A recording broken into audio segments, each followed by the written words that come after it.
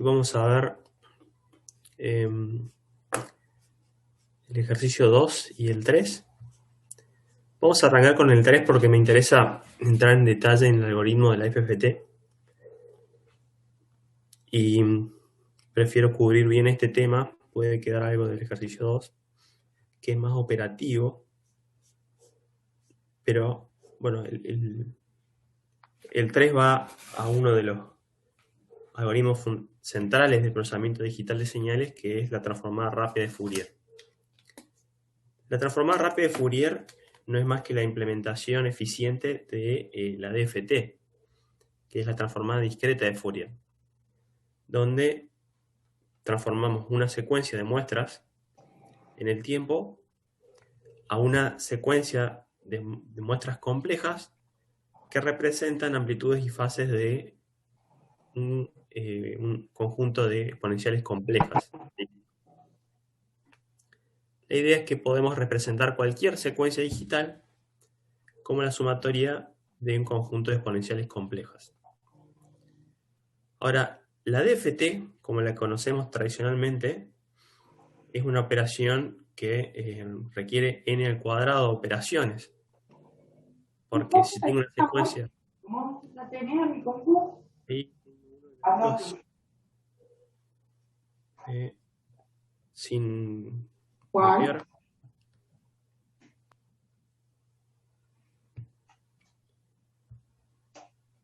¿Al lado mío? Ah, está bien. Si alguno tiene el audio abierto, por favor lo ponga en mute.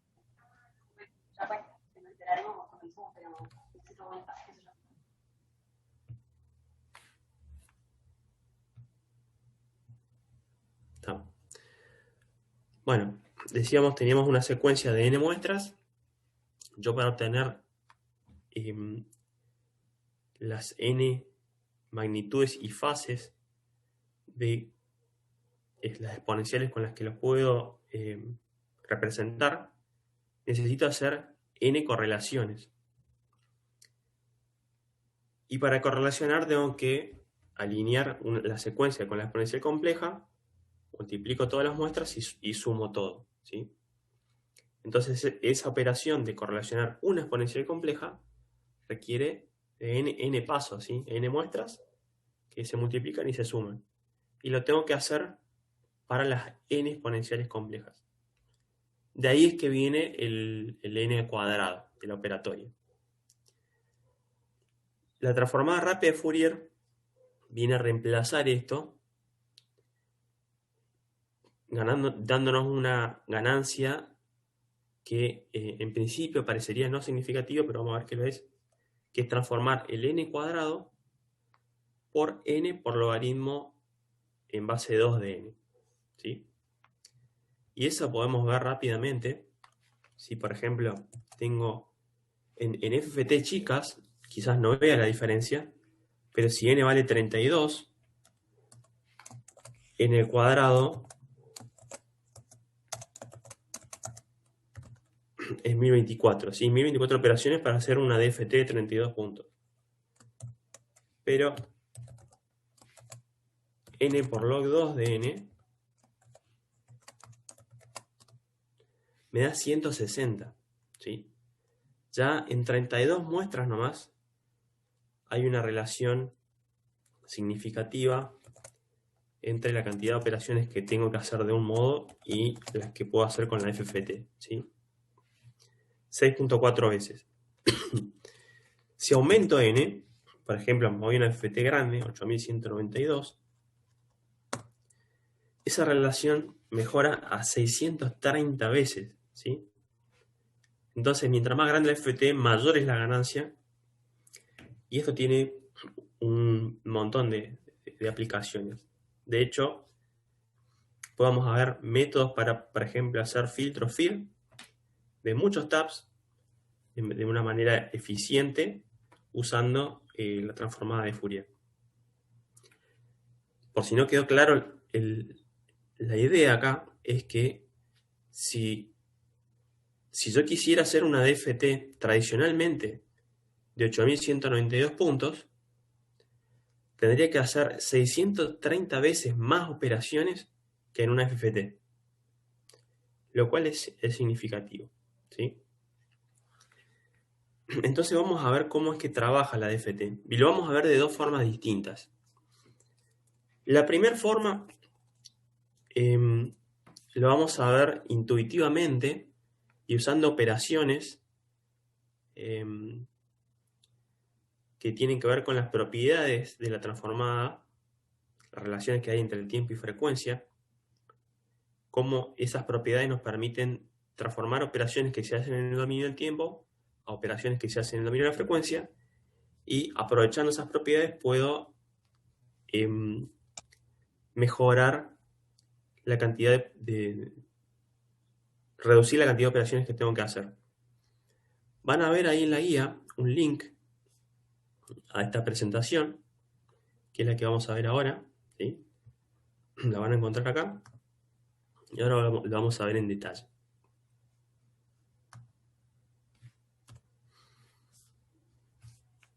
Al final.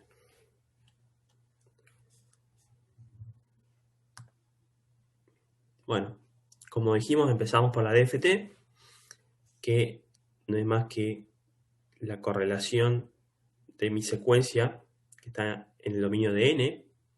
N consideramos el índice de muestras en el tiempo, por n exponenciales complejas que cambien con índice de k, que es nuestro índice de frecuencia, ¿sí? Entonces mapeamos una secuencia que está en el dominio n a una secuencia en el dominio k. Esta transformada tiene una función inversa, que es la IDFT, y aplicando el algoritmo de FFT, también conocida como IFFT, que permite, a partir de las secuencias en el dominio de la frecuencia, obtener la frecuencia original en el dominio del tiempo, ¿sí? Y en forma son muy similares las operaciones, al punto que el mismo algoritmo que uso para hacer la FFT lo puedo usar para hacer la IFFT.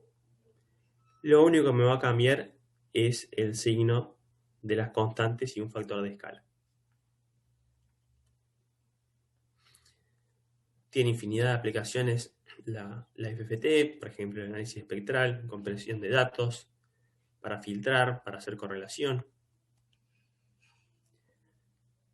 Y como en sí lo que estamos queriendo hacer es optimizar la operación base, que es la DFT, vamos a arrancar por acá, ¿sí? Si dijimos ya que para correlacionar n exponenciales complejas necesitamos n cuadrado operaciones, ¿sí? N cuadrado sumas y n cuadrado multiplicaciones. Ahora, la FFT, voy a poner esto en presentación. Fíjense un detalle. Si yo tengo una secuencia de 8 muestras, ¿sí? N cuadrado me da 64.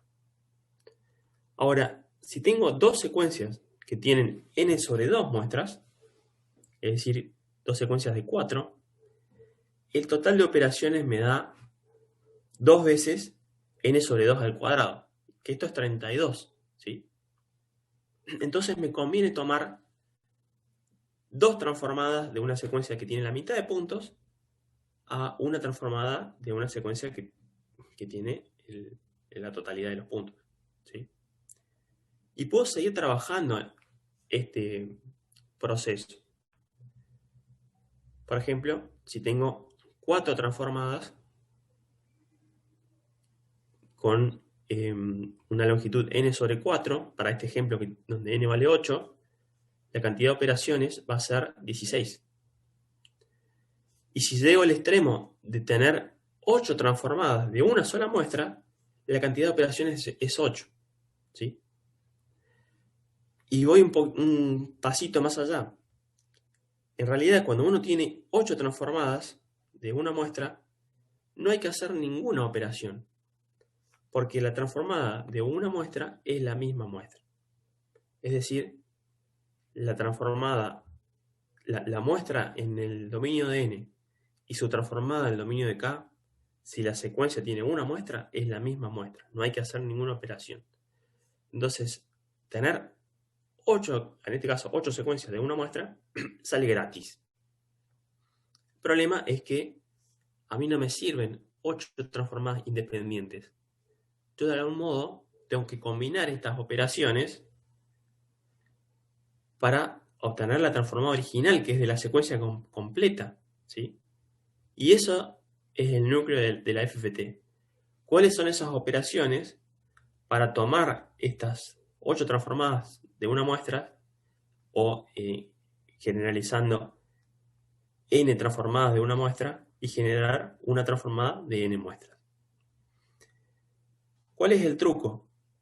Si yo elijo correctamente las operaciones que uso en el tiempo para dividir esta secuencia, luego, al llegar a una muestra, aprovechando esta propiedad que la transformada de una muestra es la misma muestra, yo paso el dominio de la frecuencia.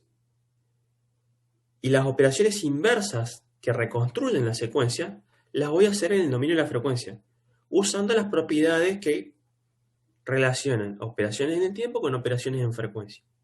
Si yo elijo correctamente las operaciones en el tiempo, las operaciones que tengo que hacer en el dominio de la frecuencia se van a simplificar y el total de cálculos que voy a tener que hacer va a ser significativamente menor. Y bueno, vamos a ver eventualmente que de ahí sale el n por log 2 de n.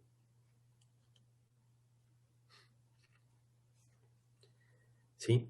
Esto es lo que acabamos de explicar. Entonces lo que vamos a hacer es, sobre nuestra secuencia en el tiempo, ¿sí?, en el dominio de n, vamos a aplicar algunas operaciones en el dominio del tiempo para descomponer esta secuencia en muestras individuales.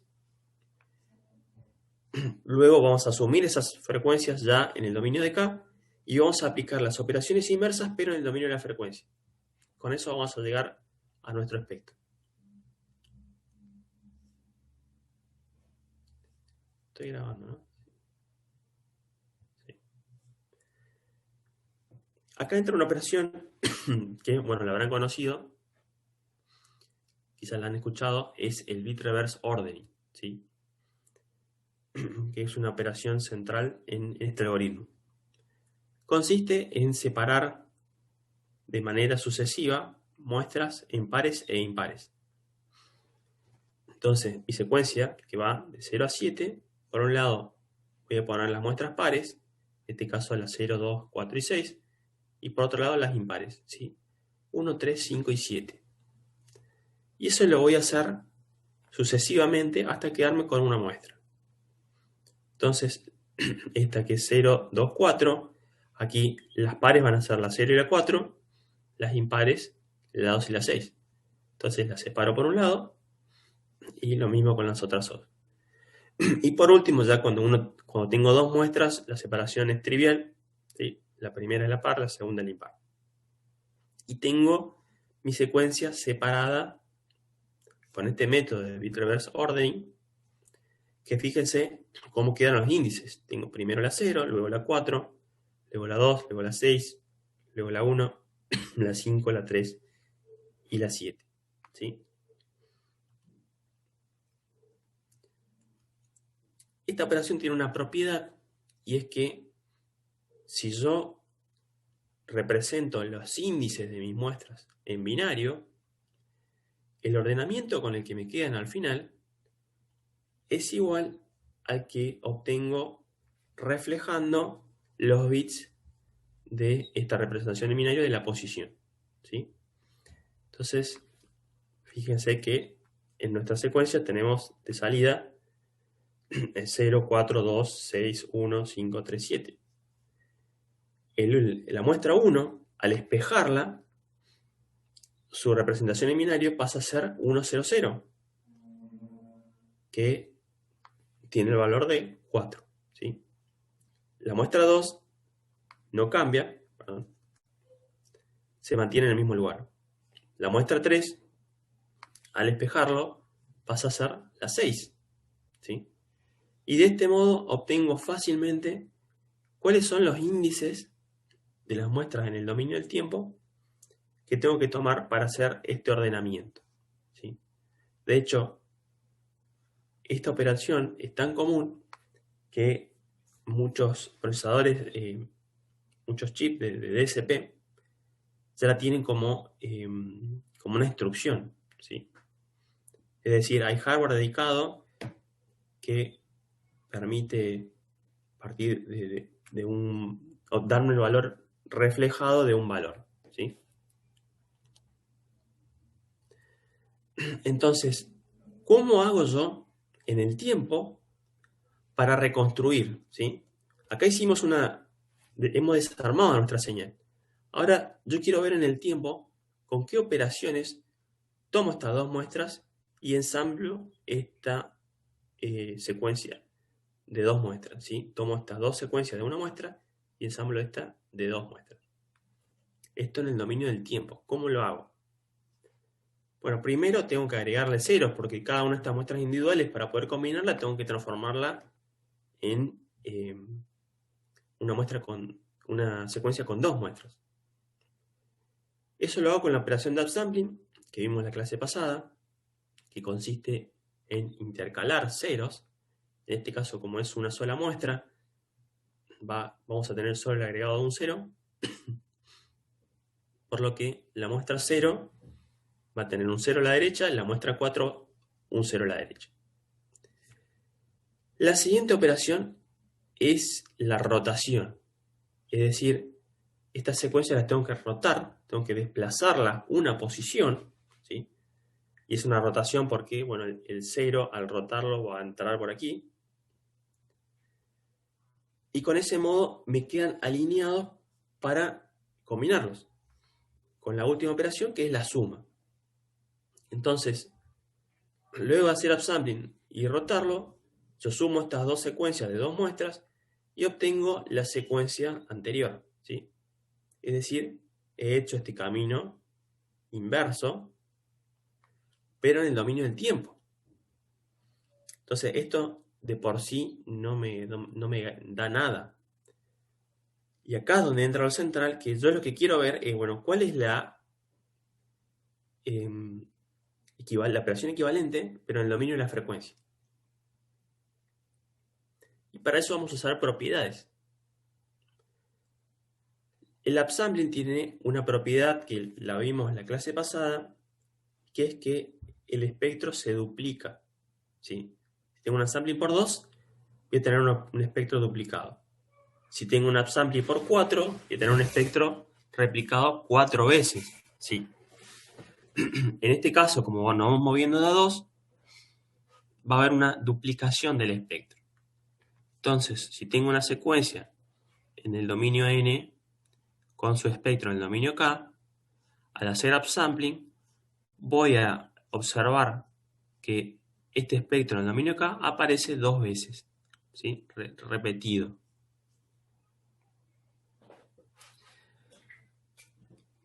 Y bueno, eso surge de la misma ecuación de la DFT. La siguiente propiedad es la rotación. Para desplazar una señal en el tiempo, de correr una muestra, la operación equivalente es multiplicar por una exponencial compleja, ¿sí? No es por ahí intuitivo esto, cómo es que yo muevo una secuencia en el tiempo multiplicando por una exponencial compleja de frecuencia. No es intuitivo pensándolo en el tiempo, pero sí pensándolo en frecuencia. Digamos, si uno en el tiempo multiplica por ejemplo, si una señal la multiplica por una senoidal, lo que está haciendo es modular. Y la modulación me mueve el espectro en frecuencia. Para el caso en el que la modulante sea una exponencial compleja, el espectro se va a desplazar libremente en frecuencia. Entonces, ese camino lo conocemos de usarlo, que multiplicar en el tiempo por una exponencial compleja me mueve el espectro en frecuencia, pero también es cierto al revés. Si yo multiplico por una exponencial compleja en frecuencia, voy a desplazar en el tiempo. Es la misma operación, ¿sí? Y de hecho se da mucho que las operaciones están apareadas, digamos, entre frecuencia y tiempo.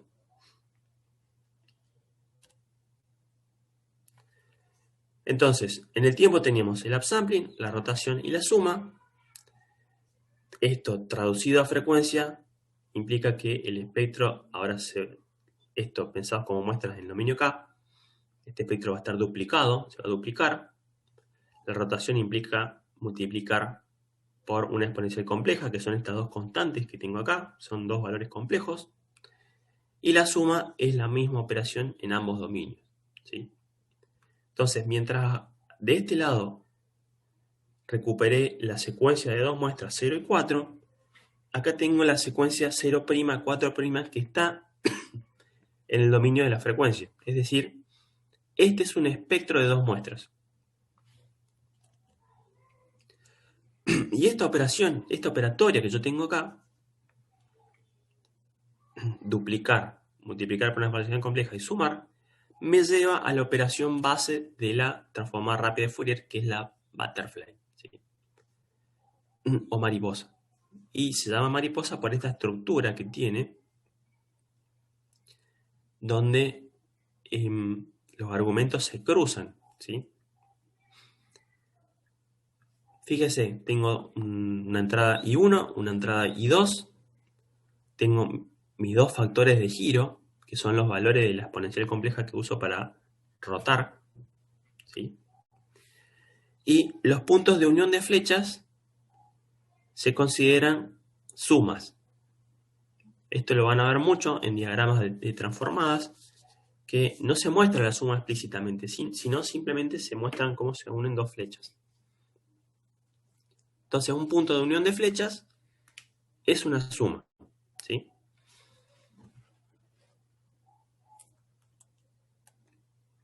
Ahora, estos valores W0, W1 los llamamos factores de giro, porque son los que me ayudan a rotar, ¿sí?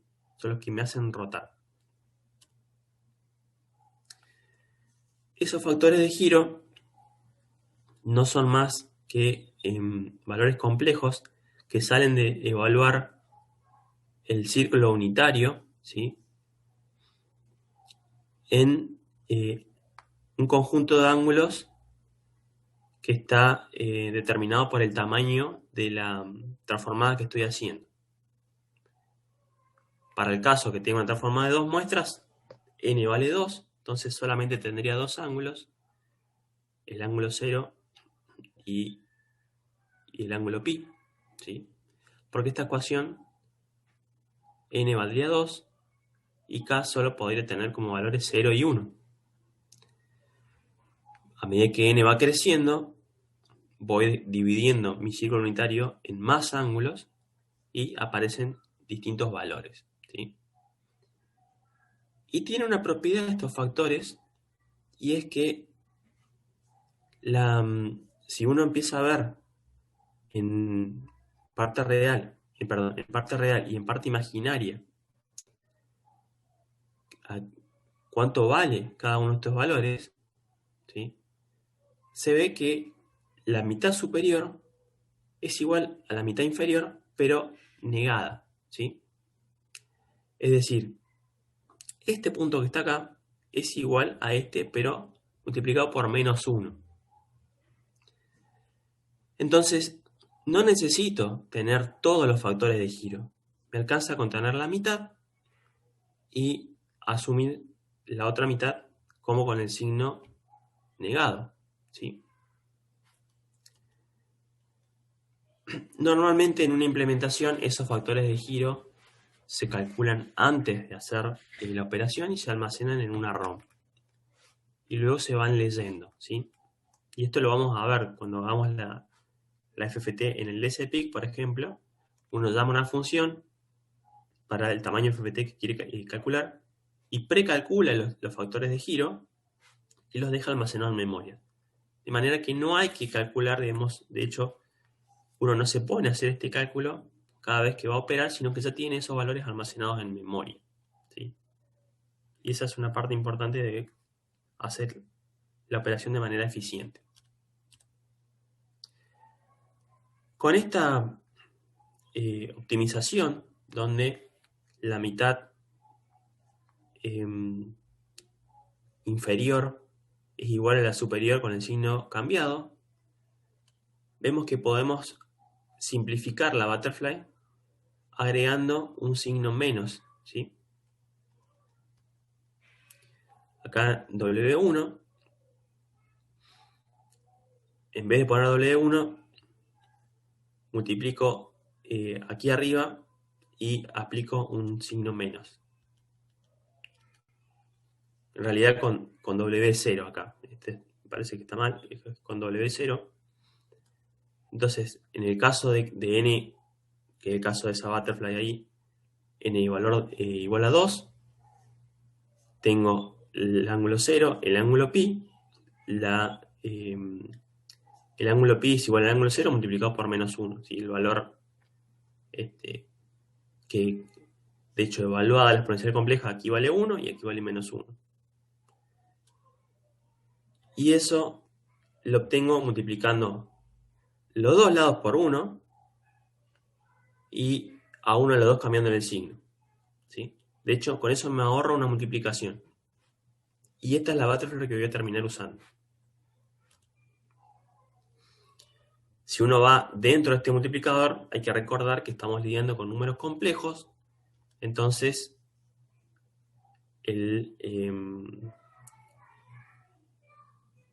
lo que tengo acá adentro es un poco más complejo que es bastante más complejo que un multiplicador real, ¿sí? De hecho, tengo mi entrada, que la sumo compleja, y mi factor de giro, también un número complejo, y eso va a requerir de 4 operaciones reales y 2 sumas, ¿sí? Para hacer el cálculo. Finalmente, la manera en que uno termina de construir la FFT es replicar esta operación base, esta butterfly, tantas veces como haga falta hasta reconstruir toda la secuencia, ¿sí? Fíjense, aquí arriba, esto estamos en la primera etapa, aplicamos la operación de butterfly con la muestra 0 y la 4 y obtenemos nuestro primer espectro de 2 muestras. Hacemos lo mismo con la 2 y la 6 y ahora tenemos el espectro de las muestras 2 y 3. Luego volvemos a aplicar la butterfly, ahora 2 veces, y obtenemos de estos 2 espectros de 2 muestras, un espectro de 4 muestras.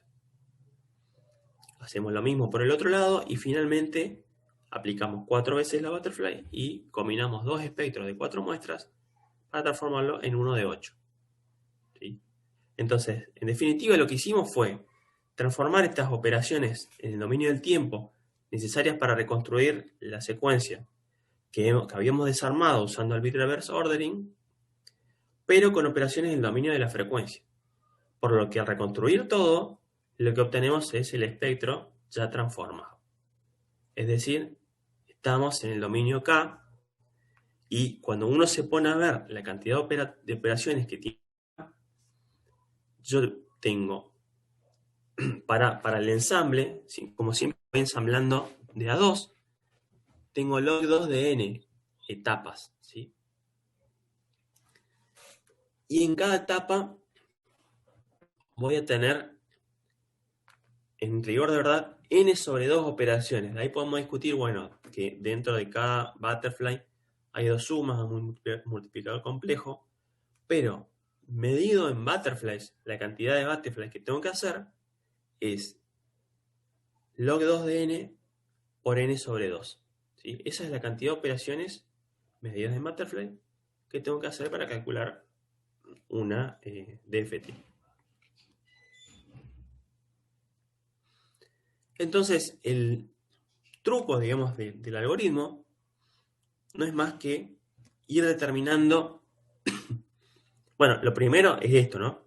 Yo voy a aplicar el bit reverse ordering, voy a reordenar mis muestras de acuerdo a este criterio de separación de pares e impares. Y luego esas muestras las voy a ir pasando por operaciones butterfly hasta reconstruir toda mi secuencia. Por lo que en sí lo que voy a ir haciendo es trabajando con los índices. Tengo que determinar qué índices usar para ver qué muestras tengo que darle a cada butterfly y realizar las operaciones. Entonces, dijimos que por etapa tengo n sobre 2 butterflies y tengo log2 de n etapas. En este ejemplo de 8 muestras, eso implica 4 butterflies y 3 etapas, ¿sí? Log2 de 8 es 3. Entonces, para la butterfly 1, en la etapa 1, a la muestra x0 le voy a dar la muestra 0 del índice ya reordenado con el bit reverse. A la muestra 1 le voy a dar la muestra 1 del mismo vector reordenado. Y este TF es el factor de giro que tengo que usar. Que en este caso vale 0. ¿Sí? Acá estamos haciendo una reconstrucción que va de 1 a 2. Entonces, n vale 2. Tengo un solo factor de giro, que es el ángulo 0. ¿Sí? Y esto que vemos acá, este mapeo, viene de este diagramita. Luego tengo para la butterfly 2 la muestra 2 y 3, para la 3 la 4 y la 5, para la 4 la 6 y la 7. Cuando voy a la segunda etapa, fíjense que a la muestra 0, pero a la entrada 0 de la butterfly 1, le entra la muestra 0, pero a la entrada 1 le entra la muestra 2. ¿Sí? Porque ahora estoy combinando dos espectros de dos muestras para formar uno de 4. Entonces, se empiezan a distanciar, digamos, la ubicación de los argumentos de la butterfly. ¿Sí? Y pasa otra cosa también, y fíjense, bueno, para la butterfly 1 y la butterfly 2, en este caso tengo la 0 y la 2, luego la 1 y la 3, pero en la butterfly 2 tengo otro factor de giro, porque ahora n vale 4, ¿sí? Entonces tengo mi círculo unitario dividido en 4 ángulos. Y acá hay un error, en realidad este no es 3, es 1, ¿sí? No hay factor de giro. Es 1 dentro del índice de 2, ¿sí? Si esto, perdón, de 4. Si esto se lo divido en 4, voy a tener, este sería el primero, este el segundo, tercero y cuarto. Esto dijimos que están espejados. Entonces este es el 0 y este es el 1, ¿sí? La primera butterfly va a usar el factor de giro 0, la segunda factor de giro 1. Pero después vamos a ver que en realidad, como yo estoy calculando solo una ROM de factores de giro, siempre estoy reusando los mismos. Entonces, el índice, en este caso, el índice 3 surge de que, perdón, sí, no era el 3, era el 2 el que tenía que meter acá. Había un error, pero no era ese. Este es el índice 2, que corresponde a la posición, a esta posición de aquí, ¿sí? En el círculo unitario dividido en 8, que es la ROM total que calculamos. Y con eso, con estas dos, tengo el ensamblado de 2 a 4. Aparte, tengo de nuevo aquí otro ensamblado de 2 a 4. Y finalmente, en la etapa 3, tengo el ensamblado de 4 a 8. ¿Sí? En este caso, voy a tener 4 butterflies cuya primera muestra es adyacente, fíjense, 0, 1, 2 y 3. Y el segundo argumento está separado ya bastante más, porque tiene que tomar muestras del otro grupo, de la otra secuencia. Y ahora los factores de giro se mueven en 0, 1, 2 y 3. Acá uso todos los factores de giro.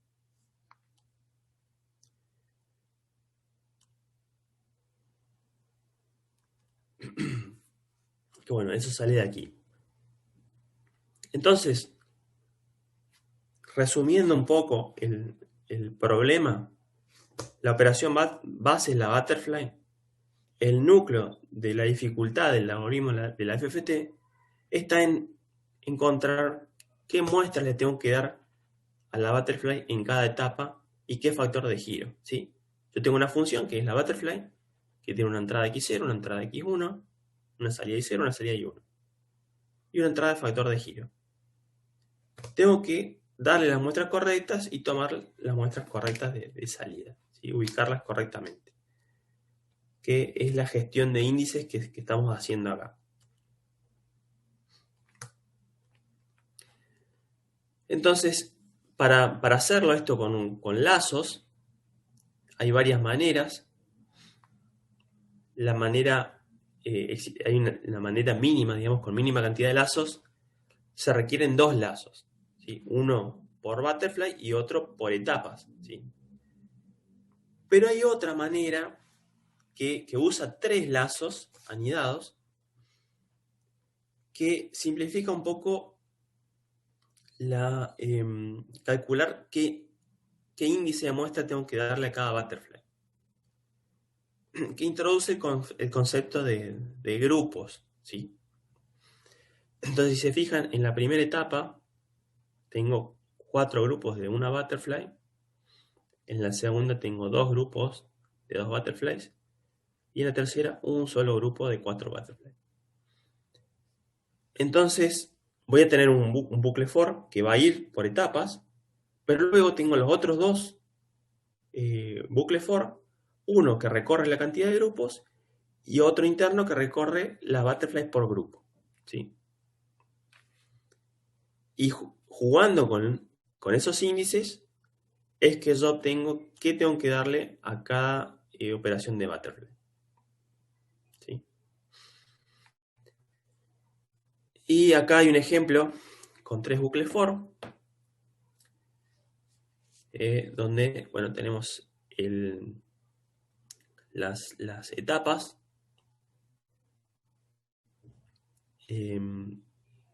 los grupos y las etapas por grupo.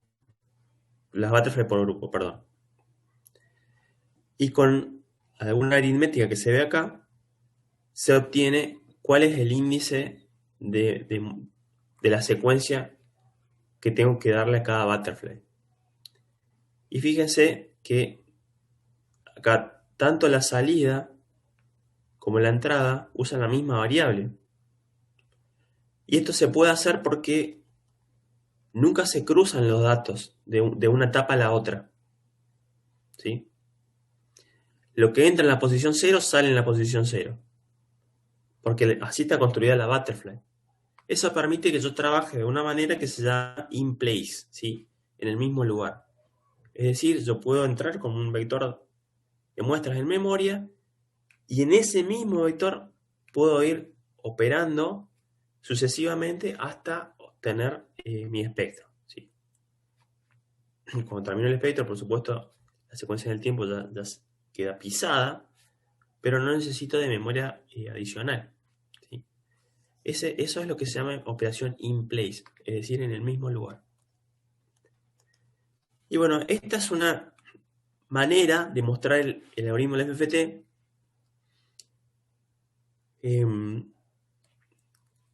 un poquito más intuitiva en cómo se presenta originalmente, ¿sí? Esto de descomponer en el tiempo y usar las operaciones inversas en frecuencia para terminar reduciendo la cantidad de operaciones, pero tiene por ahí la contra de que no queda tan claro esto de los índices, ¿sí? De hecho, hay que pensarlo un poco cuando uno hace análisis por este lado.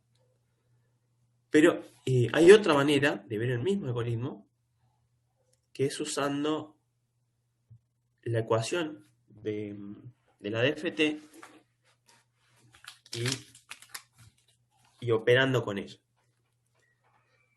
Y vamos a ver algunas de las cosas que vimos recién, pero desde otro punto de vista diferente.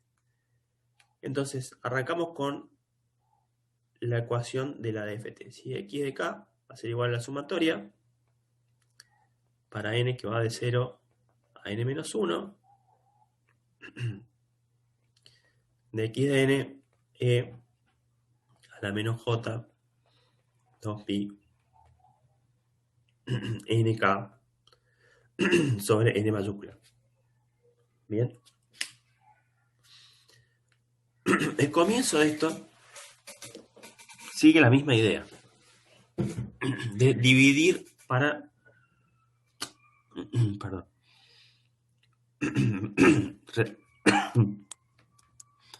para reducir la cantidad de operaciones, ¿sí?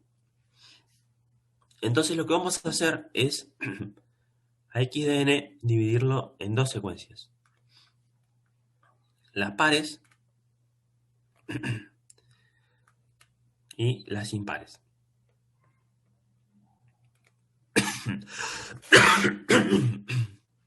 Perdón. Entonces x de n yo la puedo tomar las muestras pares reemplazando n por 2n, ¿sí? Entonces las muestras pares van a ser x de 2n y las impares van a ser x de 2n más 1.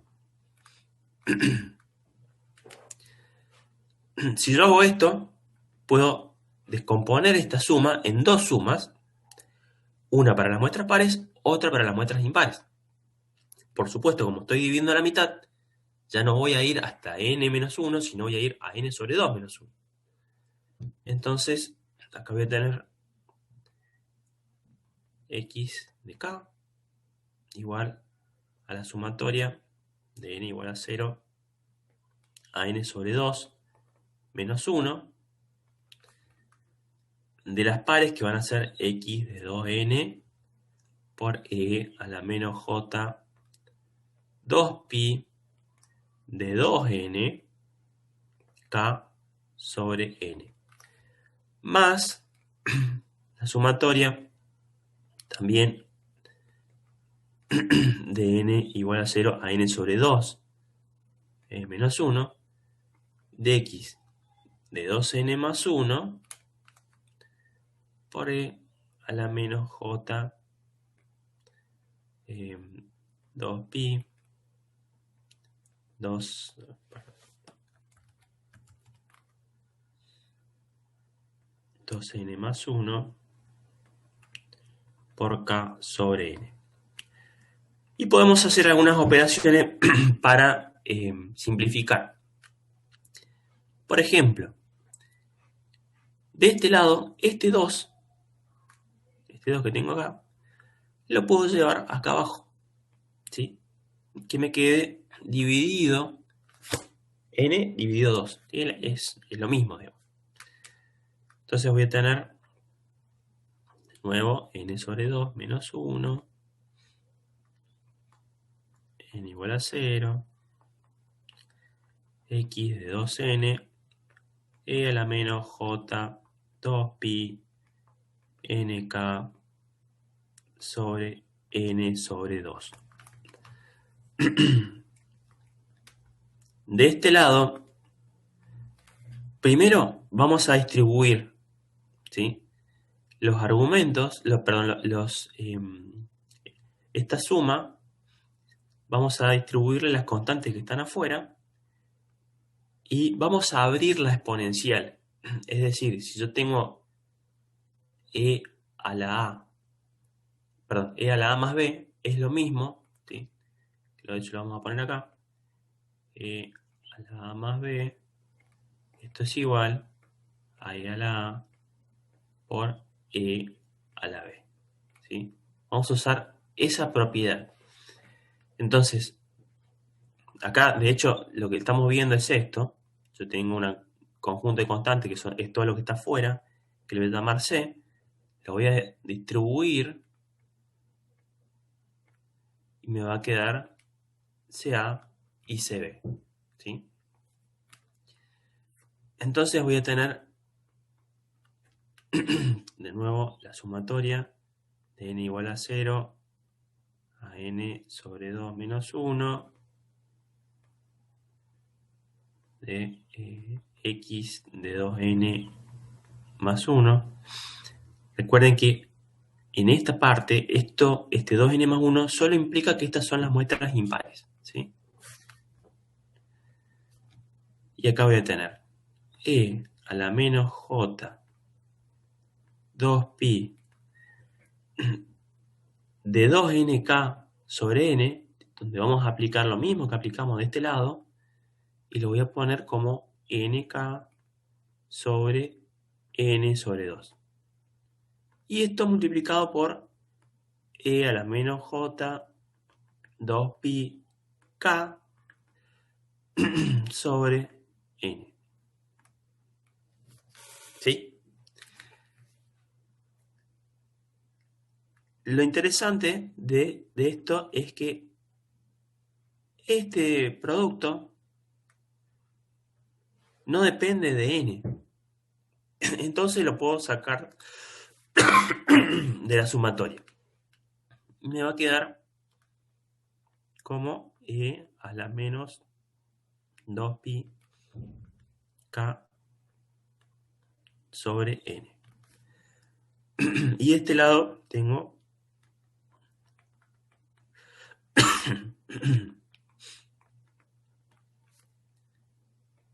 x de 2n más 1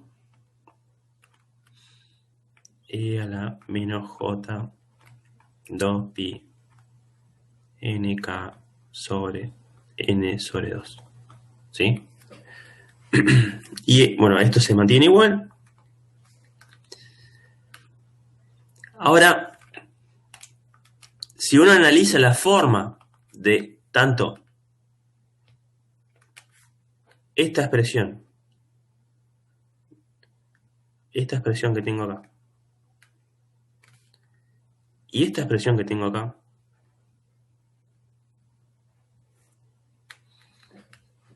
¿sí? Lo compara con la original. Fíjense, tengo una constante que aparece dividiendo acá abajo. Acá arriba tengo j2 menos 2j pi nk. Y, bueno, las muestras de mi secuencia. Y todos esos elementos los tengo. Tengo una constante, esta, que aparece acá abajo. Tengo menos j2 pi nk y mi secuencia. Entonces esto es exactamente una DFT, el color anterior, es la DFT de las muestras pares.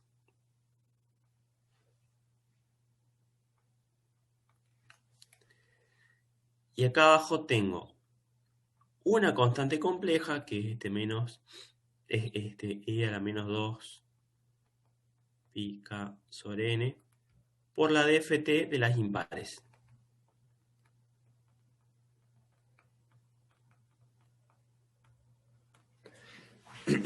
¿Sí? Y se empieza a ver esta idea de, bueno, voy dividiendo en mitades y voy reduciendo la cantidad de operaciones que tengo que hacer.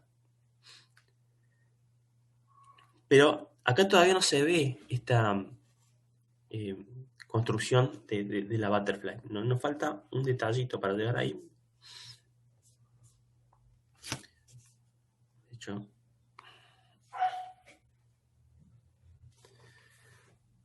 para terminar de poner esto acomodado, vamos a tener la DFT de x de 2n, es decir, las muestras pares de x, más una constante que vamos a llamar omega k, DFT de las impares.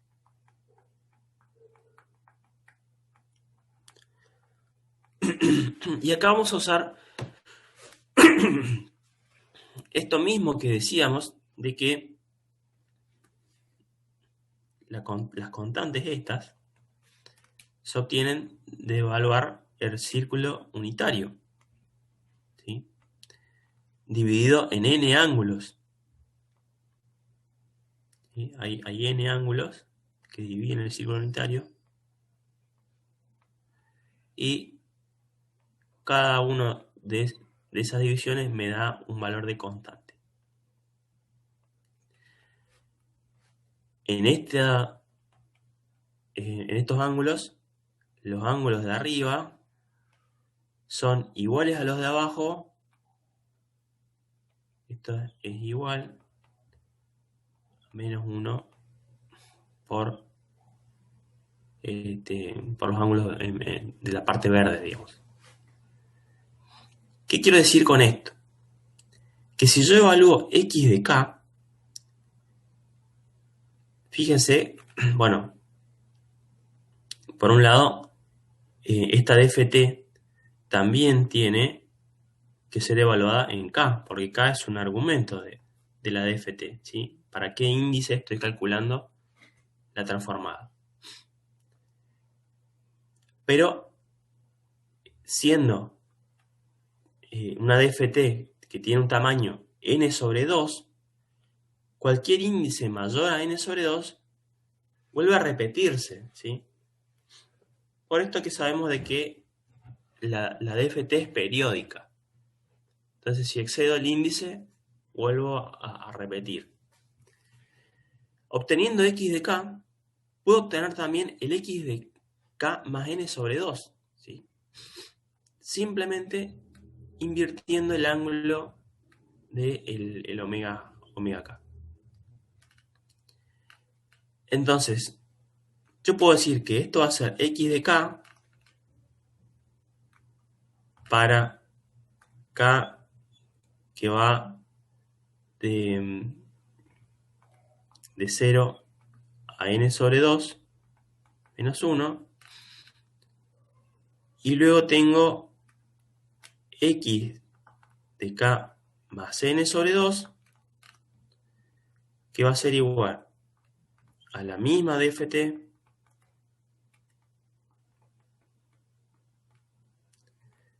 valuado en el mismo k de 0 a n sobre 2 menos 1, menos omega k por dft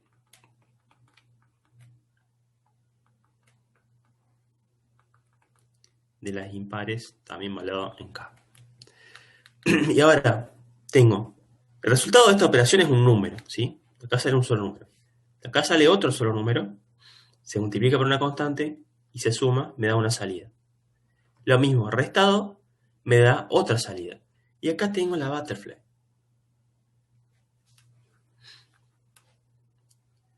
Entonces, tengo x de k, tengo x de k más n sobre 2,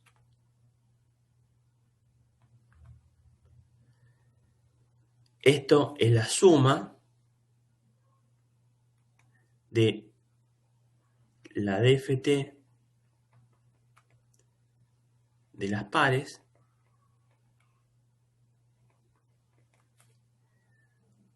y de este lado tengo la dft de las impares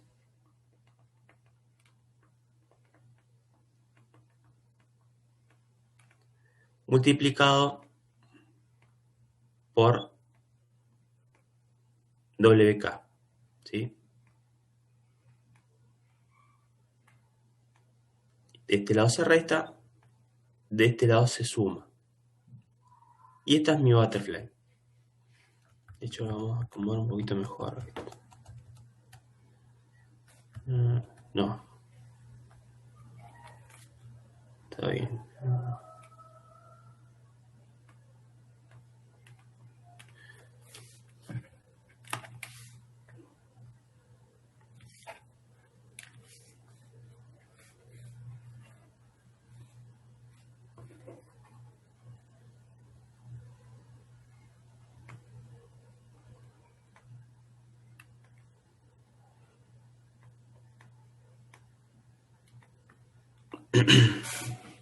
Bien. Y esto yo lo puedo hacer para todos los k de 0 a n sobre 2 menos 1. ¿sí? Y con eso completo toda la secuencia. Entonces, empiezo a calcular y como que estoy armando esto de la salida hacia la entrada. Entonces, no puedo hacer el cálculo porque tengo que resolver todavía qué es esta DFT y qué es esta. Pero acá vuelvo a aplicar el mismo procedimiento, ¿sí? Recursivamente.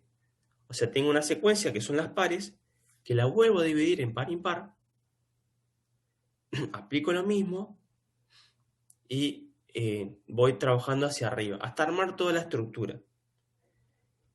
Y lo que voy a lograr con eso es la misma estructura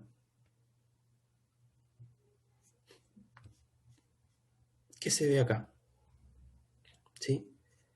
Ustedes fíjense que, por un lado, cada butterfly me da acá y me da acá más n sobre 2. Y yo me voy moviendo de 0 a n sobre 2 menos 1, ¿sí? Y luego arriba, las entradas son las DFTs que vienen de atrás, que hacen la misma división, ¿sí? Así hasta que llego a una sola muestra. Y cuando llego a una sola muestra, resulta que los valores que me quedan son los resultantes de aplicar esta operación de división sucesiva en pares e impares, que conocemos como bit reverse. Bien. Entonces, de esta manera, por ahí, en fórmula, me permite trabajar de otra manera, de otro modo, cuáles son los índices de muestra que tengo que darle a cada butterfly. Y da otra explicación a cómo se arma el algoritmo, ¿sí? Por eso lo vemos de los dos lados, porque las dos maneras de explicarlos tienen pros y contras, digamos. Y este es un algoritmo muy interesante y que es central a DSP, por eso es que tiene sentido verlo en detalle. Les pido disculpas si mis condiciones de voz no son las mejores, pero bueno, espero que sea solo los efectos secundarios de la segunda dosis. ¿Dudas?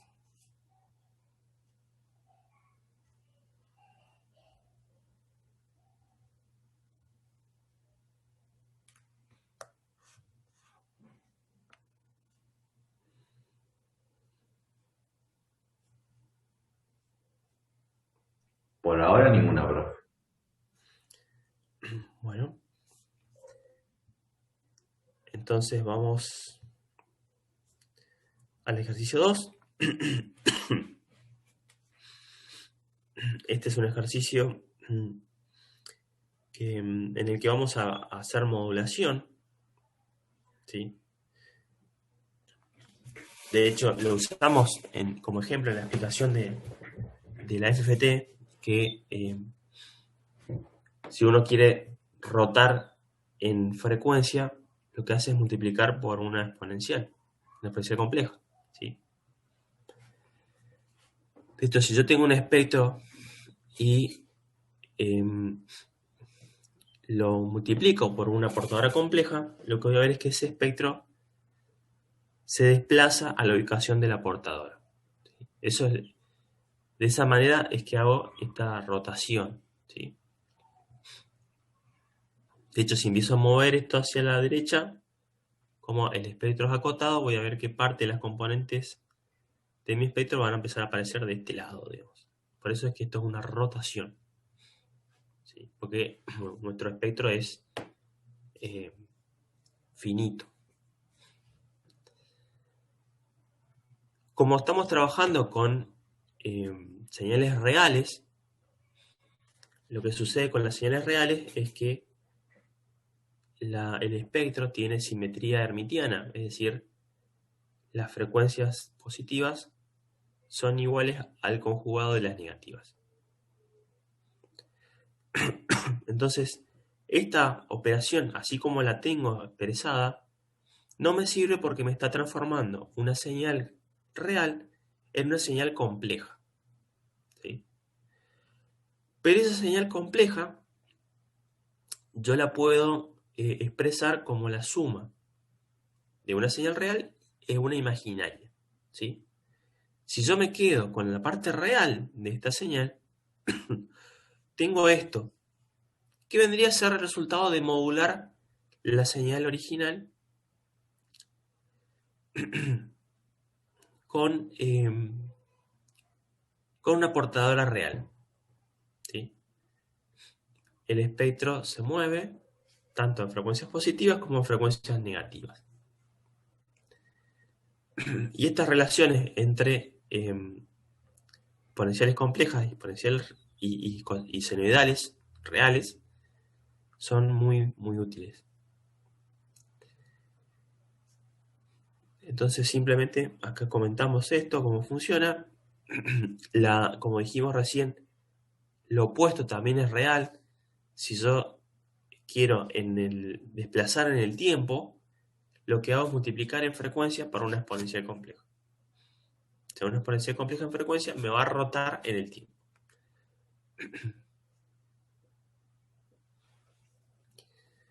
Entonces, ¿qué es lo que vamos a hacer? Bueno, tenemos el archivo de números que bueno, ya hemos trabajado en otras guías. Y lo que vamos a hacer es desplazar el espectro para que se haga más grave o más agudo, ¿sí? El problema es que este es un espectro real. Entonces, si yo veo el espectro, tiene esta forma. Si yo lo desplazo, ¿sí?, voy a estar haciendo aparecer componentes de frecuencia que no quiero tener, que son estas componentes negativas que tengo aquí. Entonces lo que vamos a hacer es combinar modulación y filtrado para simplemente separar las frecuencias positivas de la negativa, ¿sí? Y esa es la modulación que quiero hacer. Quiero abrir o achicar mi espectro, pero moviendo por separado frecuencias positivas y negativas. Para eso vamos a necesitar varios pasos. El primero es un filtrado que lo necesitamos para ganar lugar. Si yo simplemente modulo el espectro original, teniendo en cuenta que la señal tiene componentes de alta frecuencia, esas componentes van a ser aliasing y me van a aparecer ininteligibles en el audio. Entonces primero voy a aplicar un filtro paso abajo para que yo después pueda mover la frecuencia sin que me produzcan aliasing. Luego de aplicar este primer filtro, el espectro me va a aparecer de esta manera, ¿sí? Esta es una representación conceptual. Si ven el espectro van a ver que es algo muy ruidoso, pero debería haber acá algo de ruido y luego nada. Luego de este filtrado voy a aplicar una portadora cosenoidal, cuya transformada de Fourier son dos impulsos de amplitud 0,5 que lo que van a hacer es replicar este espectro en 0,5 y menos 0,5, ¿sí? Este es el espectro resultante de multiplicar mi espectro filtrado por una portadora cosenoidal en frecuencia 0,5. Ahora tenemos que eliminar las componentes de frecuencias negativas con un filtro pasa altos, ¿sí? Entonces vamos a eliminar esta componente que es frecuencia negativa, correspondiente a la frecuencia negativa original, y esta otra. Y me voy a quedar con este espectro. Ahora, este espectro yo lo he modulado a 0,5, pero no lo he modulado a donde quiero ubicarlo, ¿sí? Entonces necesito de más operaciones. El segundo paso de modulación es multiplicar por una portadora que va a estar en 0,5 más menos un factor que es el factor de desplazamiento que yo quiero, que tiene una particularidad, que si la portadora es un poquito mayor a 0,5, la señal se me va a hacer más grave, se me va a venir hacia el centro, ¿sí? Si es menor a 0,5, se me va a hacer más aguda, se va a ir hacia las altas frecuencias. Y esto quizás no es tan trivial de ver, pero en sí, todo este espectro que tengo acá me va a aparecer replicado 2 veces, de nuevo en esta portadora. Si yo dejo la portadora en 0,5, voy a tener el espectro original y el espectro filtrado original. Si yo lo muevo ligeramente, me va a aparecer esto que veo acá, en líneas de puntos azules y rojas. Si uso una portadora ligeramente menor, mi señal va a ser un poquito más aguda. Si uso una portadora ligeramente superior, va a ser más grave, ¿sí? Más componentes de baja frecuencia. Pero de nuevo tengo cosas que no quiero acá, que son estas componentes, estas imágenes, que las voy a filtrar con otro filtro pasa abajo, igual al original, para quedarme con mi espectro desplazado. Entonces, simplemente controlando la ubicación de la segunda modulación, yo voy a variar este ensanchamiento de mi espectro. Y, bueno, van a notar en el audio un efecto muy particular que no parece natural, digamos, genera una distorsión, ¿sí? Pero bueno, cuando lo hagan vamos a charlar de bueno, qué pasa ahí, cuál es el origen de la distorsión esa.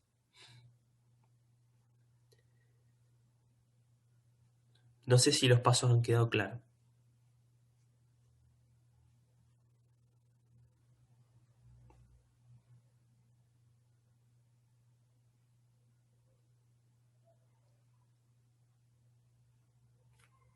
¿Alguna duda?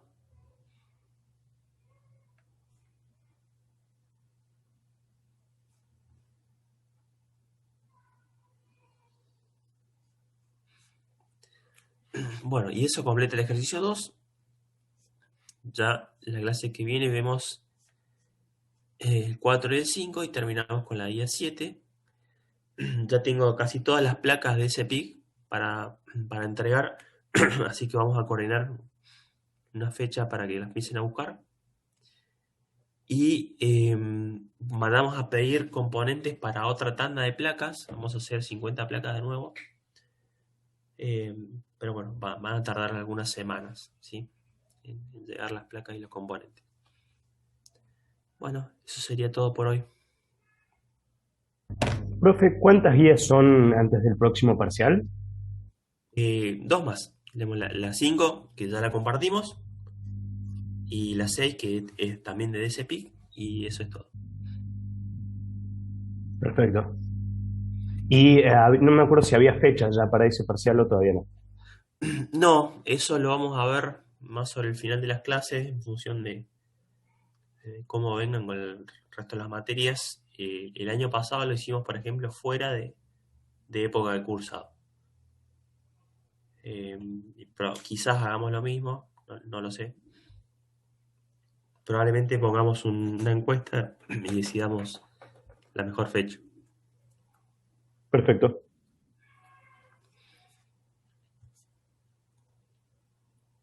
¿Alguna otra duda?